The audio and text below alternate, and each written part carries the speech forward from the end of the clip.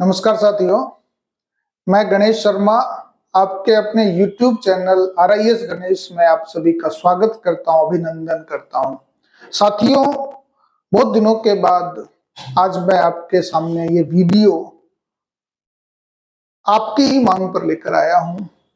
कई छात्र इस समय पशुपेश में होंगे, दुविधा में होंगे, परेशानी में होंगे, चिंतित होंगे कि आखिर कैसा होगा RS प्री का पेपर। आपको परेशानी दुविधा करने की ज्यादा आवश्यकता नहीं है, क्योंकि पेपर RPSC ने बना दिया है और RPSC अच्छे मानकों के साथ इस बार पेपर लेने जा रही है।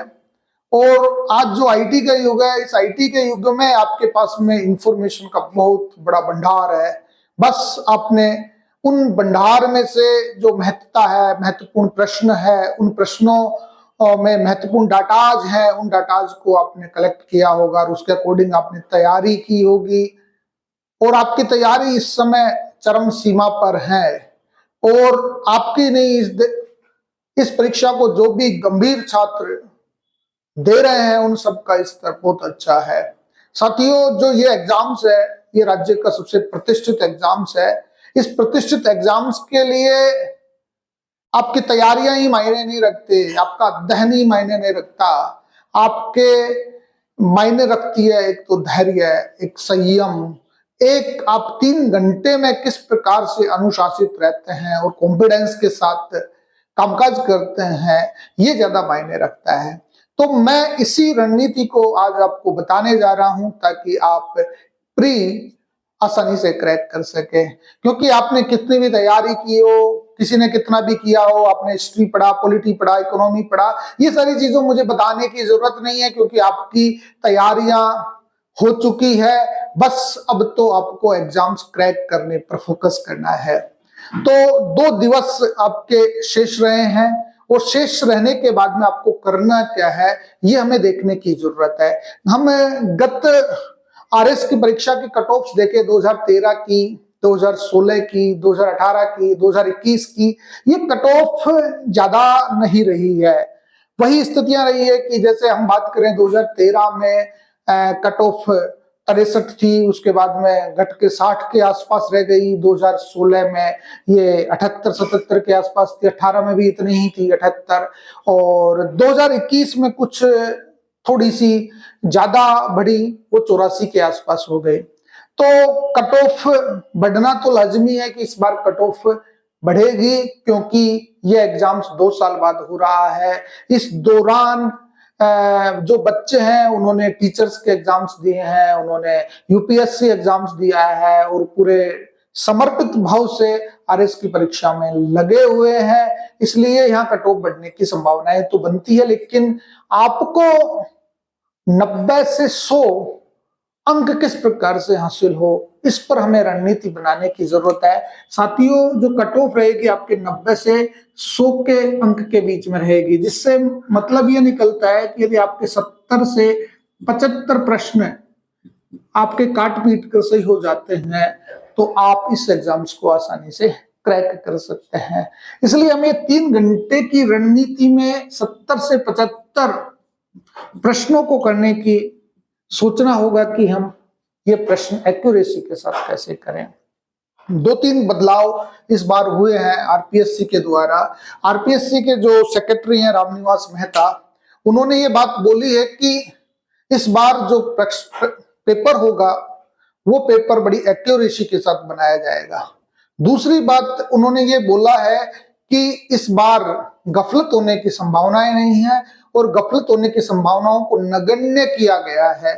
और नगण्यता का हिसाब के लिए उन्होंने जो रणनीतियां बनाई है, उस रणनीतियों में आपने देखा होगा कि 7 दिन पहले सेंटर्स न डालकर जिला आवंटित किया और कल रात में सेंटर आवंटित किए हैं। तो इसका मतलब RPSC इस परीक्षा के प्रति बड़ी धीर गंभीर है। तीसरी बात इसमें यह किया है कि कभी कभार ऐसा मालूम चलता होगा या ऐसा होता होगा कि जो लोग ऑप्शन छोड़ के आ जाते हैं, उन ऑप्शंस को बाद में भर दिया जाता हो।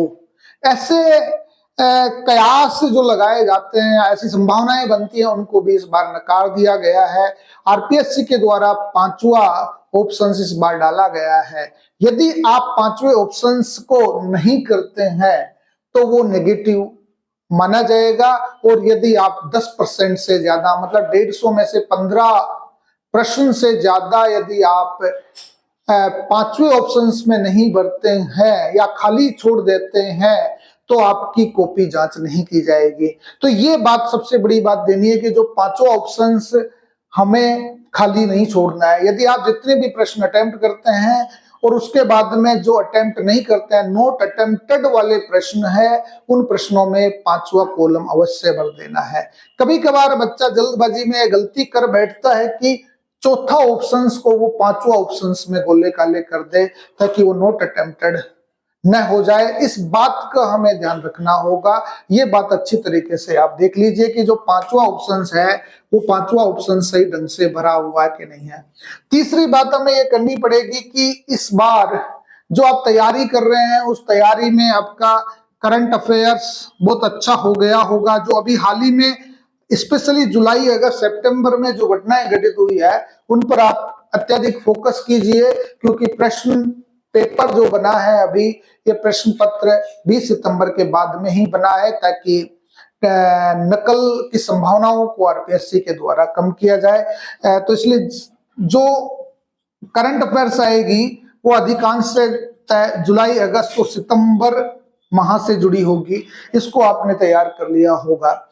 दूसरा हम बात करें कि जो करंट अफेयर्स में जो मुद्दे होंगे वो राजस्थान स्पेशल, सूजस स्पेशल होंगे, इनको भी हमें देखने की जरूरत है।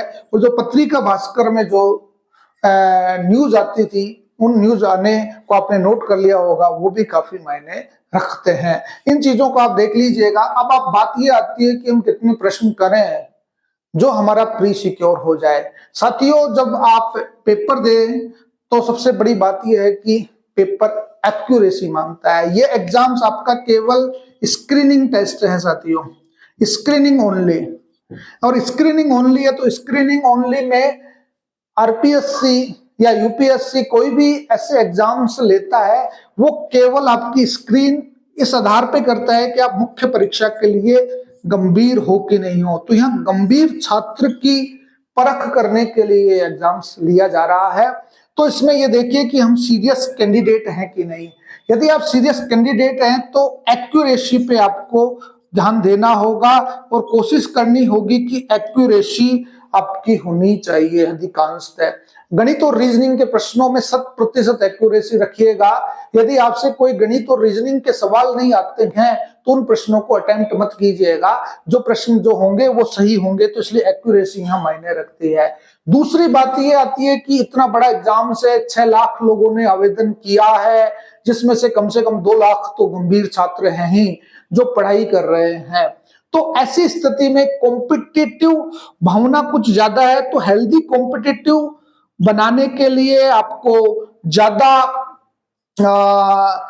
अंक लाने के लिए दूसरा थोड़ा सा रिस्क फैक्टर्स पे काम करना पड़ेगा। तो रिस्क आपको लेनी पड़ेगी। रिस्क के लिए ये होता है कि जितने आपके प्रश्न बनते हैं उन प्रश्नों में आप एक्यूरेसी रख पाते हैं। और पहले राउंड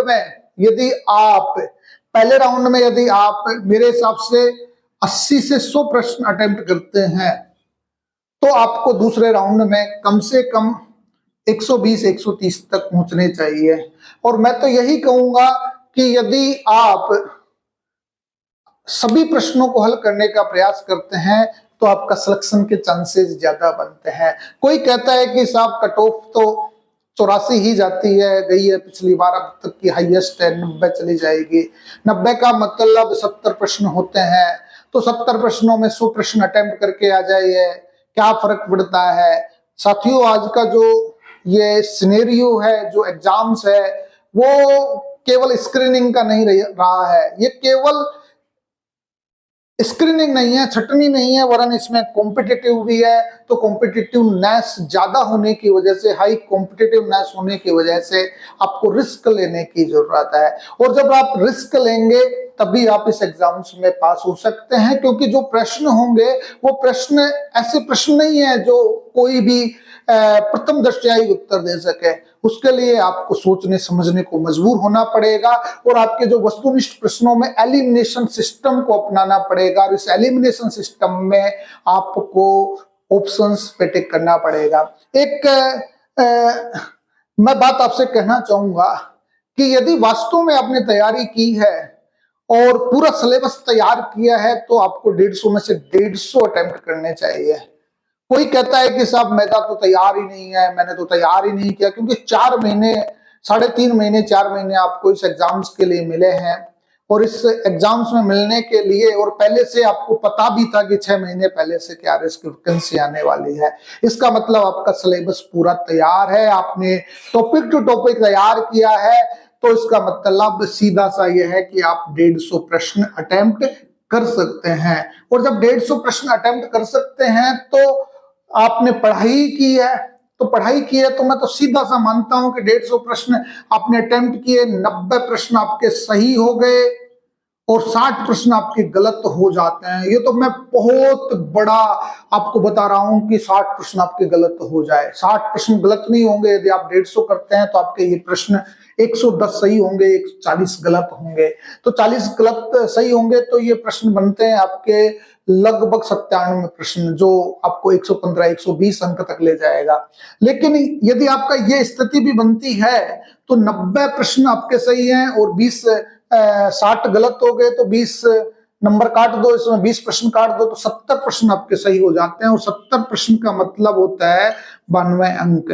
तो आप पूरे 150 प्रश्न करने पर भी 92 अंक लाकर प्रतियोगिता की दौड़ में हो। लेकिन कई दफा क्या होता है कि 150 में से 150 प्रश्न कोई नहीं करता, ये हाई रिस्क का सौदा हो जाता है और इसमें कई प्रश्न ऐसे आते हैं कि जिनको हमें छेड़ना ही नहीं चाहिए। तो मैं तो ये कहता हूं कि यदि आप 130 प्रश्न सही करते हैं, 130 प्रश्न अटेम्प्ट करते हैं और इस 130 प्रश्नों में आपके एक्यूरेसी रखने के बावजूद भी 40 प्रश्न गलत हो जाते हैं तो भी आप बहुत अच्छी सिचुएशंस में हो सकती हो, क्योंकि 40 प्रश्न गलत होते हैं तो 90 आपके सही हुए, 40 गलत हुए तो मतलब 77 प्रश्न आपके बन रहे हैं और 77 प्रश्न आपको 100 प्लस अंक की ओर लेकर जा रहा है।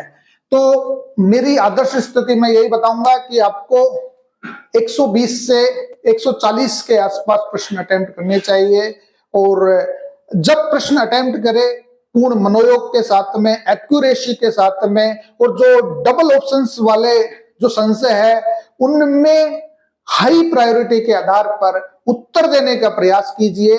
और मैं ऐसा समझता हूं, मैं ऐसा मानता हूं कि यदि आप उस एग्जाम्स में 3 घंटे में 11 बजे से 2 बजे के मध्य में यदि आप कॉन्फिडेंस रखते हैं, एक्यूरेसी के साथ उत्तर देते हैं तो आपकी सफलता निश्चित है, इस बात को मानिएगा। और यदि आपको लगता होगा कि अभी फिलहाल की मेरी तैयारी नहीं है, दूसरा आदमी क्या कर रहा होगा, तो मैं तो ये मानता हूं कि जो आप तैयारी कर रहे हैं, तैयारी करने के आधार पर 8 घंटे की नींद आप पूरी करिएगा। 8 घंटे के बाद में पढ़ाई जो आप कर रहे हैं उसको कम कर दीजिएगा, क्योंकि इसमें चिंतन करने की बात है तो आप चिंतन ज्यादा करिएगा। 2 दिन का खेल है, अपने आप को रिलैक्स फील कीजिएगा और ये सोचिएगा कि यदि मैं आज रिलैक्स रहूंगा तभी 1 तारीख को जो 11 बजे एग्जाम्स होगा उसमें मैं अपनी बेहतर परफॉर्म कर पाऊंगा।